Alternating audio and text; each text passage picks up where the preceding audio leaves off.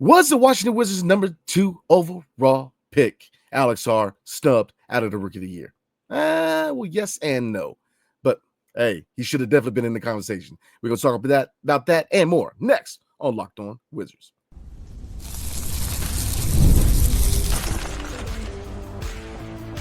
You are Locked On Wizards, your daily Washington Wizards podcast, part of the Locked On Podcast Network. Your team every day. What's up, everybody? It's your boy Brandon Scott again with my guy Abdullah, man. We are both credentialed members of the NBA media and your hosts here at Locked On Wizards. And like I said, a lot to talk about tonight, like I always say, man. But tonight, we're going to explore, was Alex Sarr snubbed out of the Rookie of the Year? Yes and no. But I think we both think that he should have definitely been in the conversation. And then we're going to look at all the end of the season awards and some surprises. Do we agree or disagree? And definitely get in the comment section and let us know, do you agree or disagree with our take? So first things first, Rookie of the Year. Yes, that is that time of the year. And the three finalists are Stephon Castle out of the San Antonio Spurs, Zachary Reese-Shea from the Atlanta Hawks, and Jalen Wells of the Memphis Grizzlies. So AB, in your eyes, was Alex Sarr snubbed out of the Rookie Year? No, definitely. The fact that he's not a top 3 finalist to me is absurd. Again, if you look at it from the first half of the season to the second half, really a lot of improvement. That game in Denver when he had 34, he just really hit his stride after that. And I'm sorry, like, I get it, like, Reese-Shea, but was doing his thing, and I think Jeremy McCain was going to win it essentially if he didn't get hurt. But Sarr was up there, man. And again, offensively he was getting better. Defensively, he was already a beast. So to me, it just doesn't make any sense. And I think it just goes back to the whole situation about if your team's not winning, it doesn't really matter. So it does suck because a lot of people don't look into context. Yeah. But again, it is what it is. It's similar to where people don't respect Jordan Poole because he's on a losing team. At the end of the day, what really matters to a lot of people, the casual NBA bandwagon fan, is if you're not winning on the court, then you're just empty. It's empty stats, empty calories. I agree. Overall, I definitely agree with you, man. I think we've had this conversation many times how the NBA is kind of a popularity contest, especially when it comes to the All-Star voting and other factors, man. Yeah, I agree with that take. Now, when you look at San Antonio, with me being out had a lot to do with their record, but Stephon Castle did have a good season in San Antonio, man. But should he been the favorite?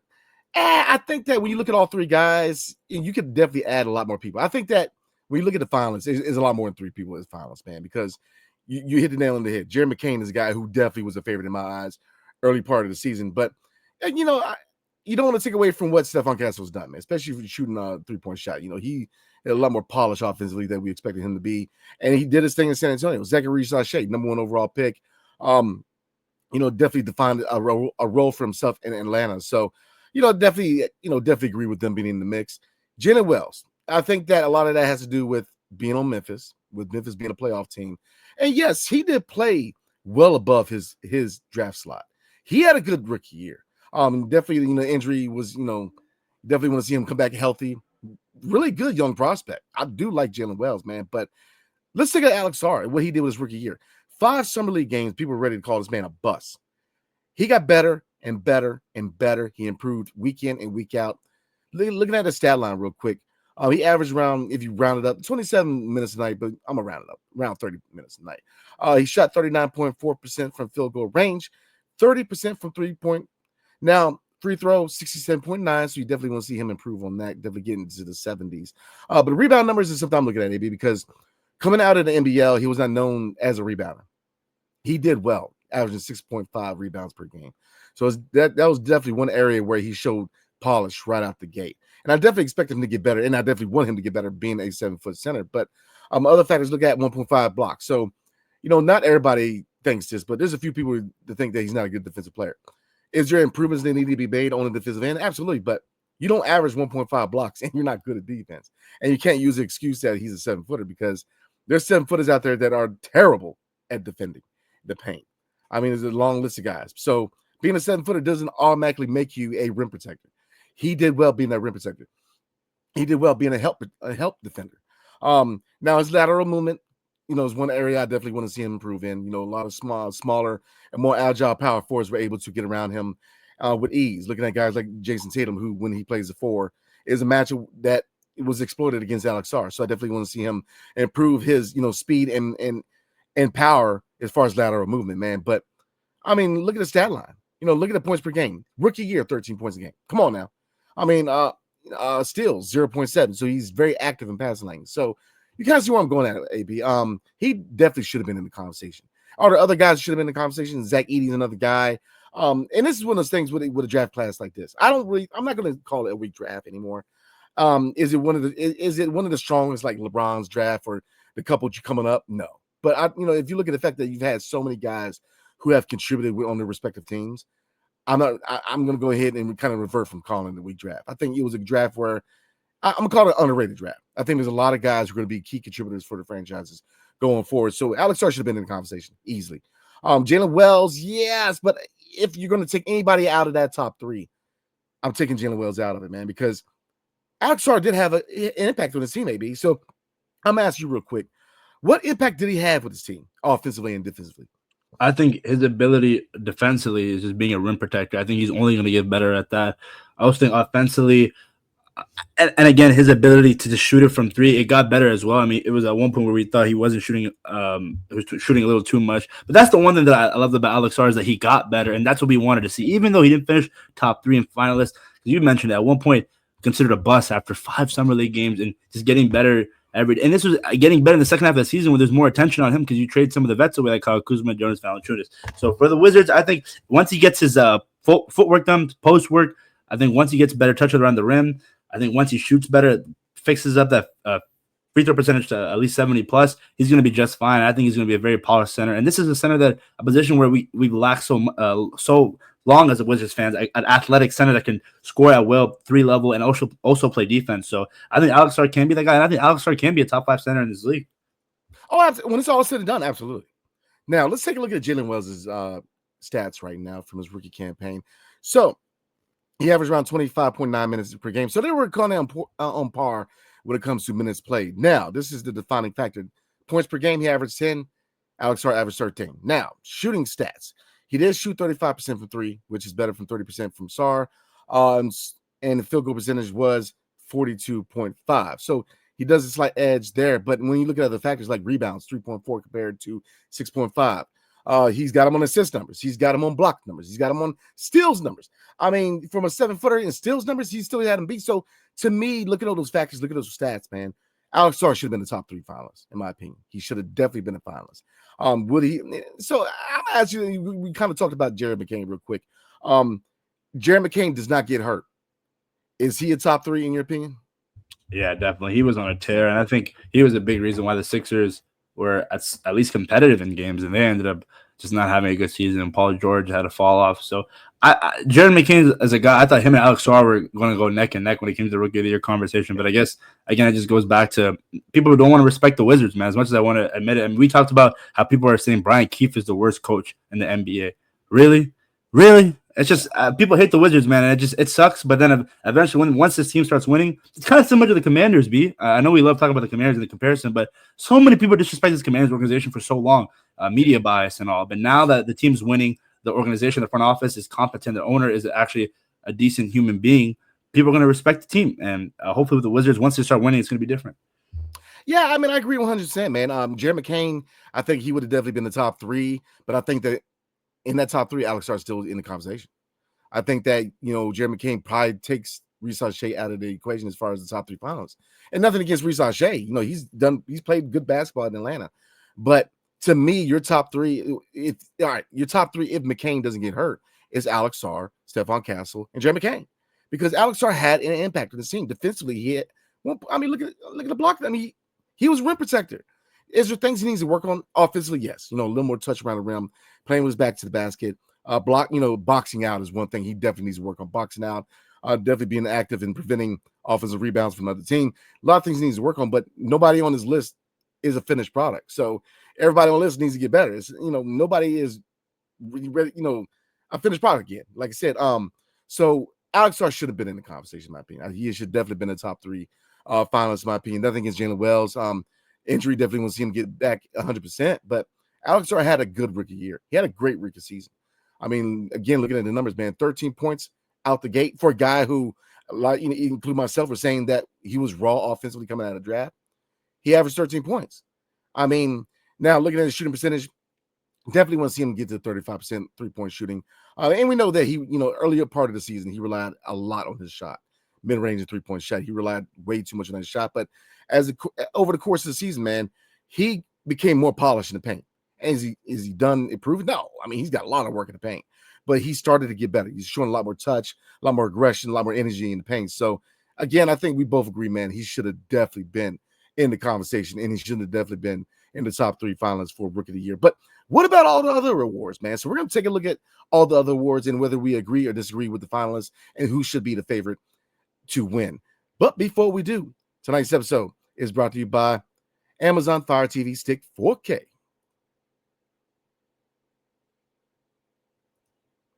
Did you know your Fire TV is also an Xbox?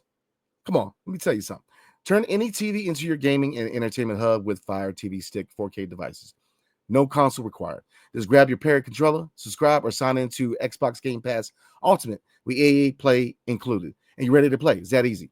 Dive into hundreds of premium titles from EA Sports, College Football 25 to Call of Duty Black Ops 6 and Avowed. As easy as you stream into your favorite shows, it's gaming made simple, and it's all on your Fire TV.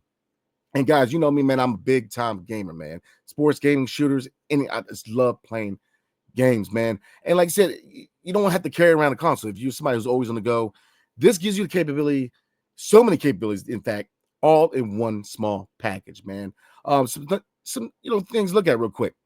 Affordable and portable gaming. Just like I said, you can play high quality Xbox games at a fraction of the cost of a console. Already got to have a console? A Fire TV Stick 4K device is more affordable and easier to travel with, allowing you to take you or your kids' games wherever you plug in. It's that easy, guys. So look, hit Amazon.com/Fire TV Locked On to get started. Xbox Game Pass Ultimate subscription and compatible controller required. Available on select devices, including Fire TV Stick 4K, second generation, Fire TV Stick 4K Max, first and second generation, and Fire TV Cube, third generation. Come on now, rock with me. Amazon Fire TV Stick 4K. All right, AB, let's get into the rest of these awards, man. So, like I said, a few awards, they already have finalists. So, the Kia NBA Six-Man of the Year award winner was Peyton Pritchard. And the 3 finalists were Malik Beasley, Peyton Pritchard, and Ty Jerome. So, before I move on, because I think we have similar takes on this, man. Pritchard, I'm not going to take away from what he's done, man. But being on the Boston Celtics, I think, did give him kind of a leg up on the award. I think that, honestly, Malik Beasley, to me, was the award winner. I think if you look at his impact on a team like Detroit, who, if you look at between him, some of these veteran pieces in Detroit push his team from a lottery team to a playoff team.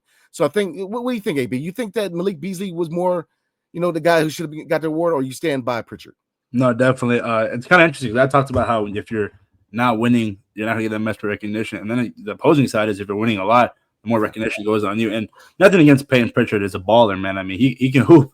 And I think the Celtics are definitely – I think they're going to make it out of the East this playoff. They're going to make a big playoff run. But Malik Beasley, like you mentioned, the Pistons were like they're not that good last year, a lottery team. And people were saying that a lot of people were saying don't be that team to lose to them. And obviously we were the team that lost to them. But again, this Pistons team, Malik Beasley, Kate Cunningham, with those vets, with these young guys, they're going to be really good for the next couple of years. And I think a guy like Beasley definitely deserves more recognition because, again, in Boston, you got guys like Jason Tatum, you got guys like Jaylen Brown, like one of the best organizations in general in sports history. So it does suck that you kind of are over in the shadow of guys like Peyton Pritchard because they play for a good organization like the Celtics. But at the end of the day, it just goes back to popularity, in my opinion, and that's the theme of today's NBA. Yeah, like I said, that is a subject for another day because I really want to get deep into that subject. But like I said, we'll definitely keep that on the ice, man, because I think both of us are very passionate about the NBA and how it becomes a popularity contest. And this is one of those situations. Nothing against Pritchard, man. I think he's a good player. I think he was a pivotal player for the Boston Celtics. But look at how much talent they have. I mean, Detroit, Malik Beasley played a key role for the Pistons, man. A very key role. And you can argue that without him, I'm trying, it's been a long day, man. Homie used to play for the 76ers. He plays over there now. Help me out, AB. The rookie? Or no, veteran guy. The point guard? Nah, I'm gonna. The Sixers have a lot of players because of their injuries. Oh man, now he used to play for the Sixers. Now he plays in Detroit. Tobias Harris? There you go. It's been a long day, man. Yeah, I mean, between Harris and Malik Beasley, man, they're responsible for. They are two reasons why the Detroit Pistons are a playoff team. You can't take nothing away from Cade because we're about to talk about Cade Cunningham, and a lot of the young players you have over in Detroit. And I believe Jaden Ivey hadn't even played. Man, he's been injured, so that shows you how much young talent is in Detroit. And Thompson. Thank you. Thank you. To me, Malik Beasley should have won that award, in my opinion, because he did well in 6-man role in Detroit, and he played a key role, a very pivotal role for Detroit. All right, moving on real quick. Defensive Player of the Year. All right, your top 3 finalists is Dyson Daniels from the Atlanta Hawks, Draymond Green from the Golden State Warriors, and Evan Mobley from the Cleveland Cavaliers. So, AB, I already know who I like, man. Who you rolling with for Defensive Player of the Year?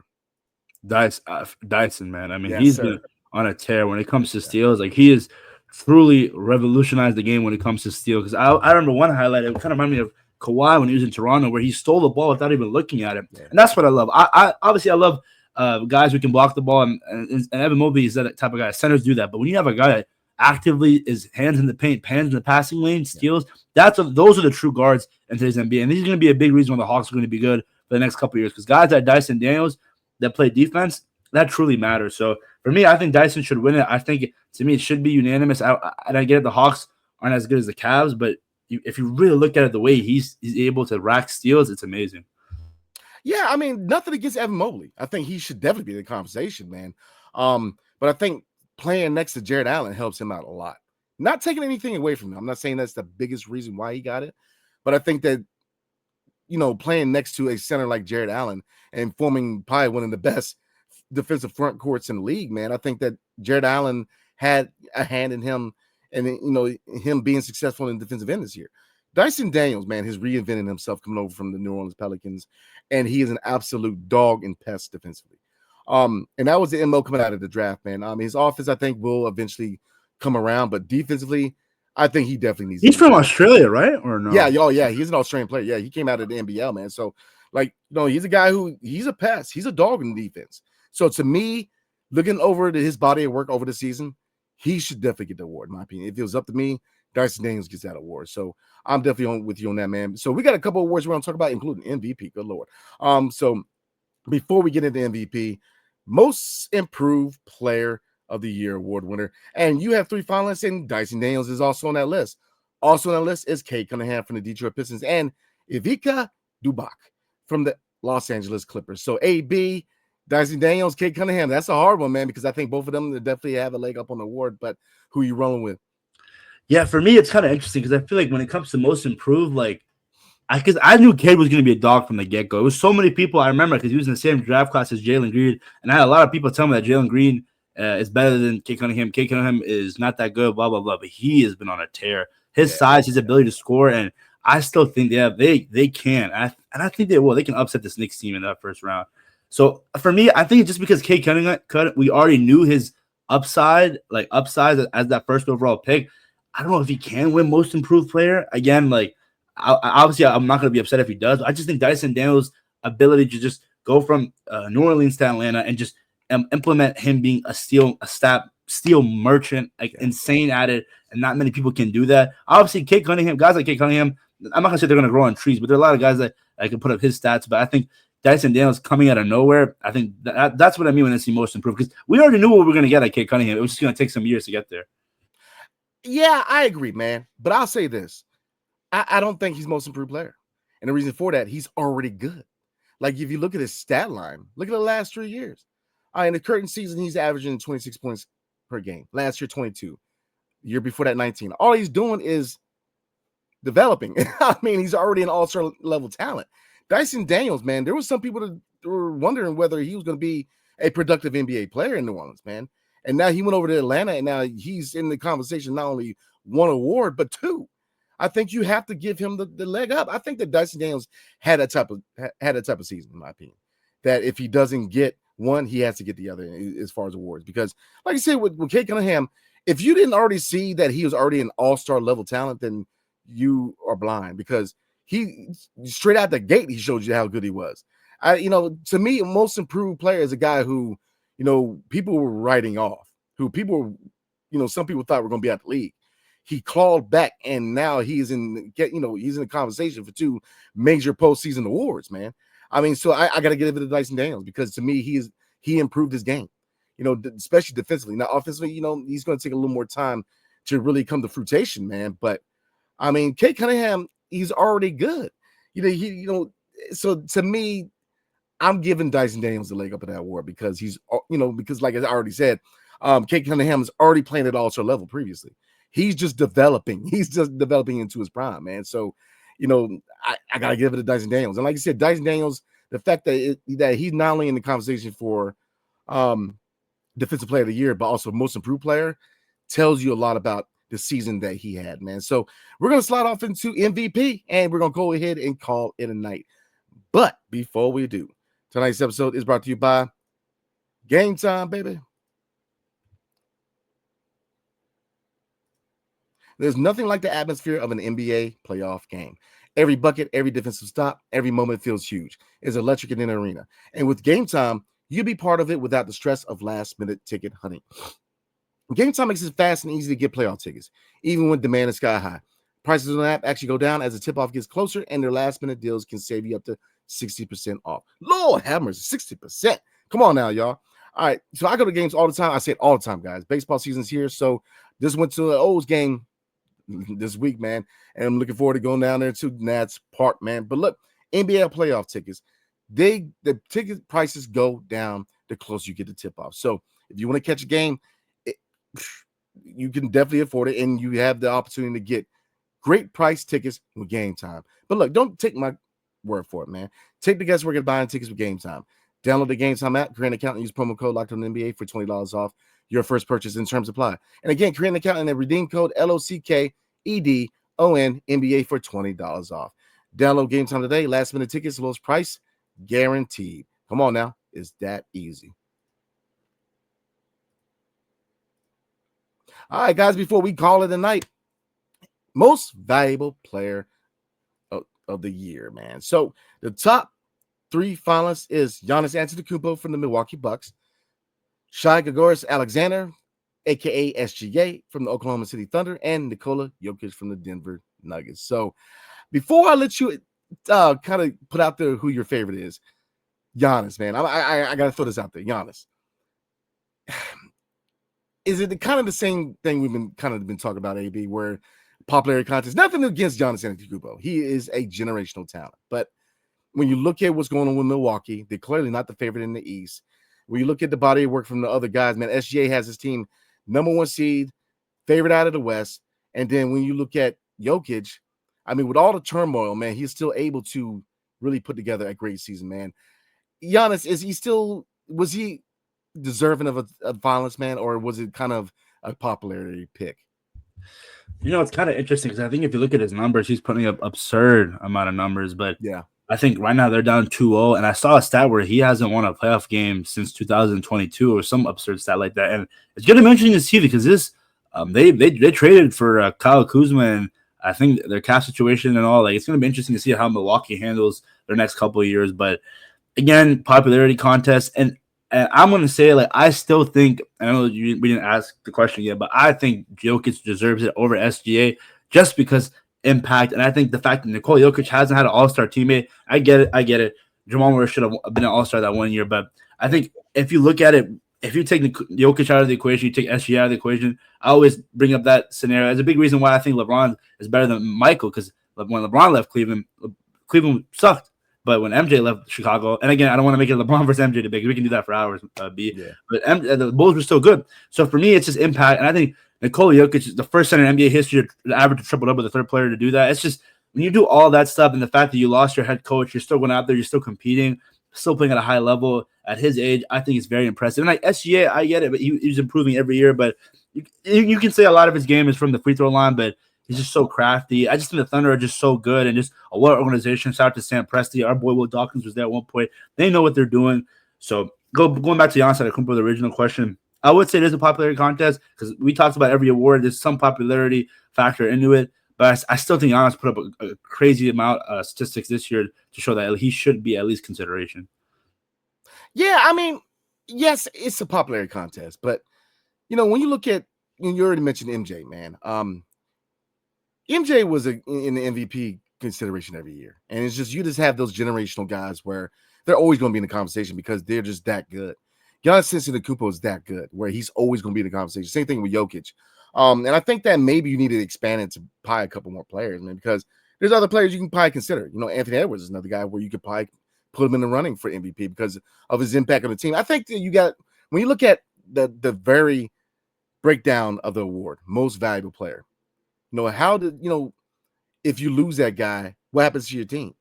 You know, Milwaukee, you know, Giannis is obviously the best player on that team, but you do have Dame Lillard. You have, you know, you got a nice veterans there and Bobby Portis. You know, you got Kyle Kuzma. You know, I see what you did. And then, you know, like I said, when you look at Jokic, I mean, he's got a lot of players on that team that are good. I mean, Jamal Murray, the list goes on, man. Michael Porter Jr. is another guy. So he's got a team that was built around him. So he's got a nice complementary pieces around him. So to me, you kind of expect him to be in the running, but to me, it's SGA. Because SGA is that one guy. Now, not taking away from everybody else on the team, but he's clearly the best guy on that team.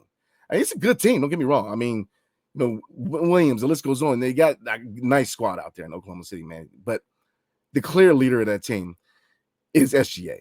You take SGA off that team, they're not the same team. You take Giannis off of Milwaukee, Dame could probably get them to a playoff appearance. Not a championship team, but you still make the playoffs, in my opinion. Dame, is he still that guy like he was in Portland? Nah, but he's still good enough to where, you know, he could have got them in, you know, at least an 8th, 7th seed, in my opinion. Same thing with Denver. Jokic, don't get me wrong. Don't say anything because he's, I mean, one of the best players in the league, if not the world. But if you take him off that team, they still could probably claw to the play-in or the AC. You take SGA off that team, they're not a playoff team. Because who really steps up? I mean, like I said, that team was built around SGA. And like I said, Holmgren. Is Holmgren ready to take the load and be that guy yet? Not yet, man. He's more of a complimentary guy, even though keep on working because he's going to be an all-star. You know, Holmgren's a beast, but, you know, the list goes on, man. Williams, a lot of good players in this team, but SGA is a clear-cut leader of that team, man. And you lose SGA, you lose the identity of that team, in my humble opinion. And nothing taken away from the talent and other players in that team. But to me, SGA, look how good Oklahoma City is just, when you look at small markets, when you look at what kind of team you want to see the Wizards kind of emulate, it has to be Oklahoma City, because look at all of the turmoil. I mean, look at, you know, when they had the big three of James Harden and Kevin Durant and Russell Westbrook, to, you know, having Chris Paul, to rebuilding, to now you got one of the best young teams in the NBA. And to me, like you said, it'd be Sam Presti. You know, not only drafting and, you know, developing guys, but that was probably one of the best trades I've seen in a long time, because Paul George, obviously was a headliner in that trade, but people don't realize that SGA, man, was not a known commodity at that point. You know, when he played for the Clippers, people didn't know he was going to be that good. That comes with evaluating talent, Sam Presti. So SGA, to me, is the one piece that keeps that car running in Oklahoma City, and I gotta give him the leg up. So you guys get in the comment section, and kind of, I want to apologize because I'm a little bit under the weather, man. I got a chest thing going on, man, and I've been kind of, that's why my voice is kind of weird, man. So definitely appreciate you guys, man, and definitely thank you, AB, running with your boy, man, because I'm still a little under the weather, man. But you guys get in the comment section and let us know, do you guys agree or disagree? And we are not going to be dropping a video tomorrow, everybody. Tomorrow is the NFL draft, so both me and AB will be busy doing our Commanders content, man. So definitely we will catch you guys on Friday night at 7:00. We have special guest Wizards lead, man, so we got him on the show. Definitely appreciate him coming on the show. So we will see you guys Friday night at 7:00, so we can kick off the weekend like we always do. So AB, before we roll, man, anything else you want to cover? Yeah, man, as much as I know you said SGA, but I've just been such a Jokic guy. I've been defending that guy since day one. There's so many times, where I have people tell me that Embiid at one point was better than Jokic, and I never thought he was. I don't think he is to this day. I think Nikola Jokic, big fan of his game, and I just think his ability to just be so dominant. It's just it's rare to find guys like him, and also the fact that he just is so nonchalant about it just makes him more hilarious. You know what? And look, I agree with you, man. I'm a big Jokic fan. I agree. And he should definitely be a finalist. I just think that SGA gets elite, you know, kind of an edge, but can't take anything away from him and Giannis. But I'll say this: Jokic is the best example of just fundamentals. Nothing about him screams athleticism, or I mean, it's just a guy that just knows the fundamentals of basketball. His footwork needs to be taught to rookies, man, straight up. I mean, people talk about, who's the highest jumper, who the best, most athletic guy. I mean, look at a lot of these players coming out of the Balkans, man.